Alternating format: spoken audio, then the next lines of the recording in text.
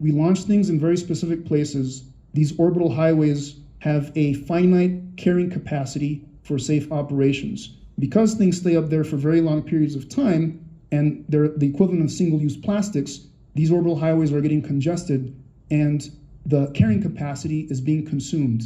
What does carrying capacity look like when it's saturated? It looks like our inability to prevent undesirable things from happening. Case in point, I have some colleagues in NASA. They have a satellite that's trying to collect science, and they say, dude, at this point, it's hard for me to get science out of the satellite because we're maneuvering out of the way of junk so frequently. So we're getting less science. When people are trying to get to a ground station to dump data down, they're compromised in their ability to get to the right place at the right time because they're getting out of the way of stuff, because they're having to maneuver so frequently in these sorts of things. So it's already detrimental to the operations that we have. And then we have more and more humans that are going into space. And, people say, oh, well, yeah, we got rockets, we got, Polaris Dawn just went up, successful, right? First kind of commercial spacewalk, this sort of stuff with Jared Isaacman, who I happen to know personally, very happy for him that he was able to do that. But before all of us get to do that, here's the thing.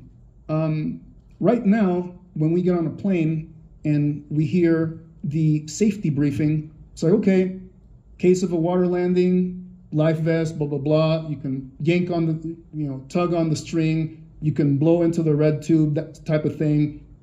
Cabin depressurizes, right? Mask comes down. Put yours on first before the kids. So we got that. What you don't hear is, and we have these seemingly random pieces of shrapnel in the air that might pierce the hull of the aircraft, and we can't predict when or how that might happen, but vaya con Dios. So we don't hear that. But every person that goes up into space is facing that right now, is facing debris, what's the word for it? Schwacking, right? The rocket, and basically extinguishing life. So that is a problem that we are facing right now when it comes to space travel. So with that said, let me get back to this. I said conflicts on the way.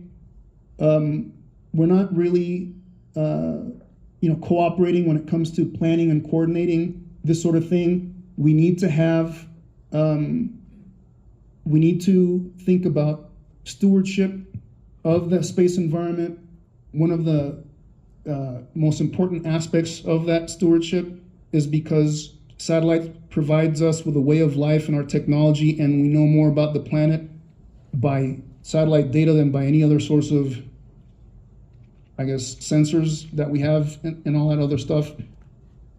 So Spaceship Earth, we don't achieve a sustainable lifestyle on the planet, on this home, in the absence of satellites. We just won't get there. That's how critical space environmentalism and sustainability is. We do have people that are on a rush to get to Mars, occupy Mars, and all this other stuff, right? We hear Mr. Musk saying, consciousness needs to leave the planet and we need to get consciousness to be interplanetary and that sort of stuff. And it sounds formidable. What type of consciousness do we want to get off the planet? This sort of behavior, is that what we want to see propagate across the solar system or interplanetary? Is this sort of viral, we just devastate the crap out of everywhere we go? And right now we go to the moon, there's already litter everywhere, right? And look, I'm proud to be an American and I love the Apollo stuff, but some people are like, hey, everything from the Apollo stuff, that's American heritage. Really? Even bags of poop of astronauts on the lunar surface? Like, we should keep that? We should put that in museums? I don't know. I can tell you I'm not really interested in having poop bags in museums and stuff like that. So some of it's gotta be trash. Go to Mars, you see parachutes flapping in the Martian winds, heat shields broken and scattered. The way that we explore is littering in that process.